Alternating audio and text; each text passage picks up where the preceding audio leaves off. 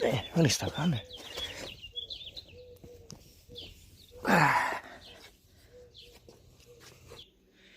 So as you can tell, I'm gonna do a full brake job on the Murano. It was a 21 millimeter to remove that lug nut. It was on there pretty tight, the first one that I did. That's why I kind of struggled, but the rest were on there. Were pretty easy to loosen up. Obviously, you have a breaker bar ready. You're gonna need one of those. I won't say much in the vid. I'm gonna zoom into the tool that I'm using to remove certain stuff. Gonna let you know if we have to use a special brake tool. But yeah, quality parts for the vehicle. Obviously, when you swap out the rotors, that really helps out. Try not to reuse your rotors a lot. I've seen people reuse their rotors a lot and they go really bad, and I think you've seen some images out there.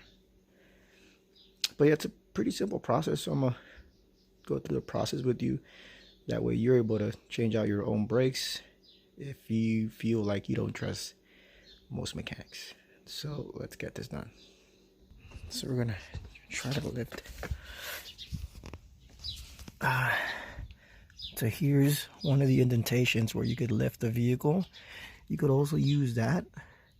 Most likely I will use that to jack up the vehicle there and add, or I could jack up the vehicle here. I kind of don't trust it. I don't like that it leaves these marks behind.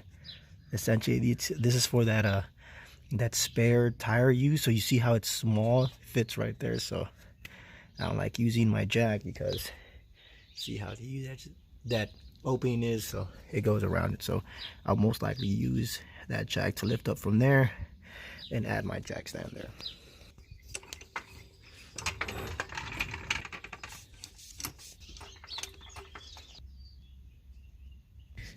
When you lift, you want to lift just where the tire does not hit the ground anymore.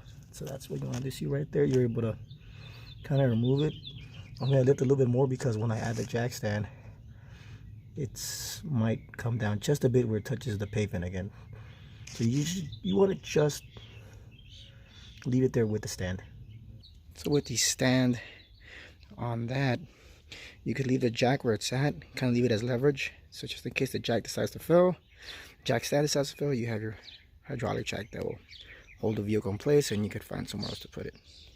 So since we loosened the lug nuts with the breaker bar, we can now use the rest with a ratchet. See how it's very loose? You don't even have to use it. You could kind of just use that breaker bar, or just stick the socket in.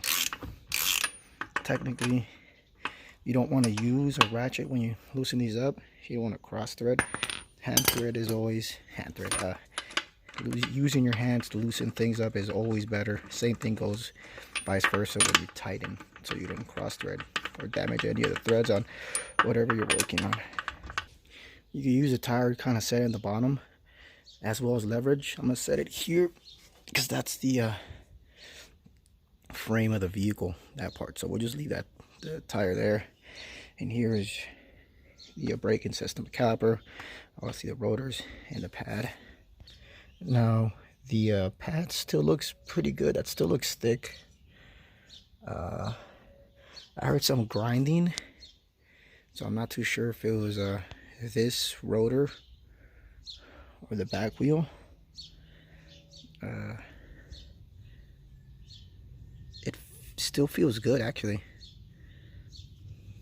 You want to feel this. You want to, if you feel a lot of like grooves in them, that's when you know where you place them. If you kind of slide your finger from the bottom all the way to the top, if you feel big indentation, then you know you gotta swap them. Now they still feel good. I'm wondering if I should replace them. Now they're under warranty, so I get my money back. Brand new braking system. That's still a lot of thickness on the pad, so it's kind of your choice on that one. Thinking about it, I think I just might as well do it so we could show the process. So let me show you the process if you wanted to keep the rotor but just swap out the pad, which I never recommend. But if you don't have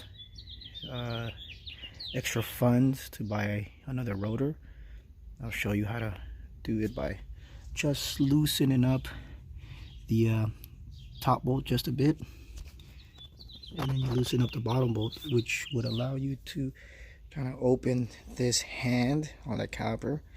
Goes up, you can slide the pads out. I'll show you right now. Generally these sizes here are pretty small, so the socket that I will be using is a 14mm. So this is your guide pin, this is your boot, so that's where it kind of slides in. That's how you're able to open the hand. If you see here, there's like another nut on here, or bolt. So sometimes if this doesn't work alone, you would add like an open wrench to hold that in place while you loosen it up. But let's see if that's not the case here in our situation. Pretty easy. Comes off like that. So let's do the other one. So we're gonna set. So it's kind of hard to do it with one hand, but just smack down. See, now it's loose. So let's remove that. All right, so that's it. So it looks like in my situation, I had to remove both of the bolts that you attach to the guide pin on the caliper bracket. For those that didn't know, this is a double piston caliper. If you ever get asked that at the parts store, they ask you, is it a 1 piston or 2 piston? Now you know, 2 piston. How to tell? Big difference. You could see 2 big slots here. If you just see 1 caliper, then it's just 1 piston. This would be a 2 piston. So let's remove the brake. Kind of slide that out. See, brake still looks good. That's a lot of thickness on the left on the brake pad. See how the that little clip is your indicator, your wear indicator. So that starts to touch your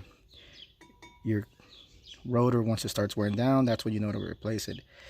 It's just about, but these are ceramic. Ceramic lasts longer. So now we're gonna have to remove this caliper bracket out the way. To do that, we're gonna have to loosen up the mounting bolts, because that's not gonna come up just right off like that. On the mounting bolt, it is a 22mm. Fits perfect like a glove. Now on those, sometimes I recommend using the breaker bar. I'm gonna use a breaker bar. I'm not gonna kill my back trying to use the ratchet. You could probably damage something, so use a breaker bar. That leverage on that breaker bar helps so much. I'll make your work easier, not harder. You want to go inside, turn the wheel, since this is the right, front right, turn the wheel to your right to expose and have better room. Work on the brakes now. I don't want the caliper to kind of dangle, will damage the line. So we're going to use some bungee cords to kind of hang it through the coil of that strut. Now that's on there tight. That's not coming down. That's holding the caliper in place. Now let's remove those mounting bolts. So as I said, breaker bar, start to lift up. Added a bit of lubricant on that. All right, let's try to do this now. Yeah, so we're gonna go down on the breaker bar. Thought I was here in the front. So once you hear the big click, go ahead and hopefully that's a click from a good bolt that's being loosened up. Just continue doing this by hand. You don't need the breaker bar anymore. So sometimes these mounting bolts might be different shapes.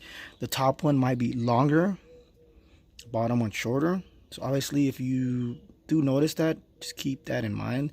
My situation, they're the same size. Bracket is off. Here's the bracket. We're gonna replace the clips. They just kind of pop out here, but the clip comes off. So that's one of the clips. That's where the pad sits and slides. Now let's do the rotor. And now that the rotor's off, everything's done right here. Pretty simple. You don't have to break your neck over this. So we're gonna go ahead, grab the new rotor, place that, replace the clips. We're gonna bolt that back on, but we're gonna use one of the old pads to compress the piston back in. We're gonna open the cap of the cylinder reservoir. So if fluid does go up a little bit, it kind of spills out and doesn't stop it. So another good way of noticing that your brakes are going out, if you notice that your brake fluid is going down, it's not because this kind of just dries out like oil. That means your pistons are having to push out a little bit more, meaning you have to change your brakes. Okay, let's grab the new rotor. New rotor. Most of these new rotors come with this protective coating grease on there, so you want to make sure to always wipe that down, clean that off. Use brake cleaner, carburetor cleaner, anything to kind of just clean that off. You don't want to install the rotor with that coating. That could be fatal, because then your pad and your rotor won't get that friction. It'll just slide and your vehicle won't stop. Keep that in mind. Cool. So we got the new rotor installed. Let's change the clips. If you're new, remove one at a time. Some clips might be different. My situation, the top clips have these ears that stick out. The bottom one doesn't. So you want it to sit like that, kind of flush. If one end is not going in, use like a flathead and just slowly poke it till it kind of goes down till it looks really good, like that. Ultimately, in the end, what I do is I use this back end of the any Phillips, don't matter, flathead or screwdriver. Tap that here so it's nice and flush. Cool. I'll just do the same for the top. Cool. So caliper has the brand new clips. Let's put that on. So remember always to hand tight these first. Whatever you do, hand tight. If it feels it's going in rough, push the rotor in with one of your hand flat, then should be able to adjust. But always hand tight. You don't want to cross threads. Hand tight both of them so it's nice and flush. There you go. Now we could start to torque these down. Alright, so go ahead and grab your torque wrench. Adjust the foot-pounds you're going to use. And start to begin to tighten to hit that double click. That's when you know you're at where you're supposed to be. You can rent these out for free at your local auto parts store, like O'Reilly's, AutoZone. If you don't know the torque specs, call auto parts store before you hit the dealer. Dealer sometimes can be jerks. You don't want you to come in, but just call them. Just ask them what are the torques for the mounting bolt, and they'll give you there how many foot-pounds.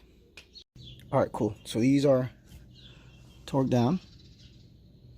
Now time to place the caliper, I guess hand, kind of looks like a hand, onto the bracket so we could push the pistons in. So this is the option that I was telling you, where you just you remove the bottom bolt, loosen the top one, and then you're able to kind of just go up and down. So we're gonna lean this against the rotor here, flip it all the way. Don't worry, you're not damaging the line. We're gonna install the old pad on here, and we're gonna push the pistons back in. But before we do that, let's go ahead and loosen up the cap. Okay, that's loosened. We'll just leave that like that. Put one of these brake pads. So you want to make sure these are kind of flushed, almost pushed all the way in till it's like kind of flat. So because it's a double piston, you want to push one by one slowly. So you get, let's see if I could get an image in of me sliding this one on. So you do one, you stop, then you move down to the bottom and do the bottom. But you want to do kind of both of these evenly. They should be pretty easy. So as you push this, we're going to go back to the top. We're going to look at that master cylinder. So it should look like that, all the way pushed back in. Now let's look at the master cylinder. So you see that? Look at that. It's at the max line. So that means that someone added brake fluid. Obviously, you're supposed to have brake fluid all the time, you know, but that's what it shows. So obviously, can you imagine? That's just one caliper. I still got 3 more wheels to go. That's gonna overflow.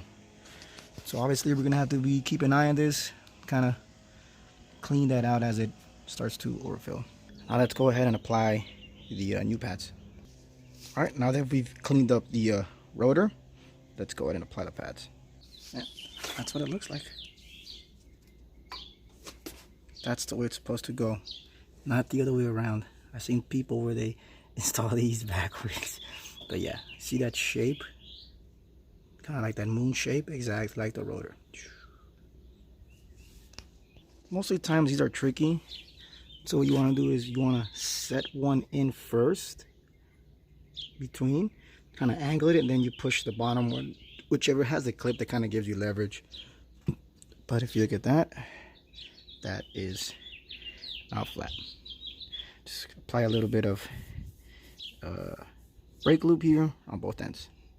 Just a small layer. That's it.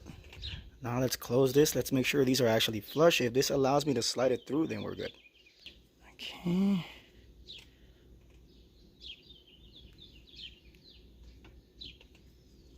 And voila, that's it's perfect.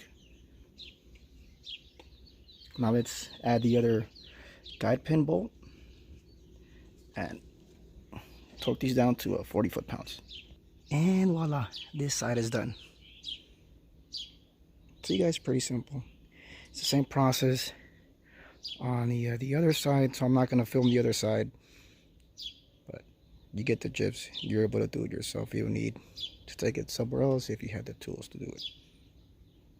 So once that's hand tight, you want to, the lug nuts, you want to hand tighten them first as much as you can. You can even use the socket, because it's going to be hand tight still, you know, before you drop the car. Hand tight so that rotor sits flat. Then you obviously jack it up, remove the jack, and then torque these down to specs. If I'm not mistaken, it should be like 100, 120, probably do like 110. But yeah, pretty simple job. Obviously, when I compress the piston, when I push the brake, that fluid's gonna go down just a bit. So keep that in mind as well. So we're doing one at a time. Hope you enjoyed the video. Subscribe, like, let me know what you think. Thanks.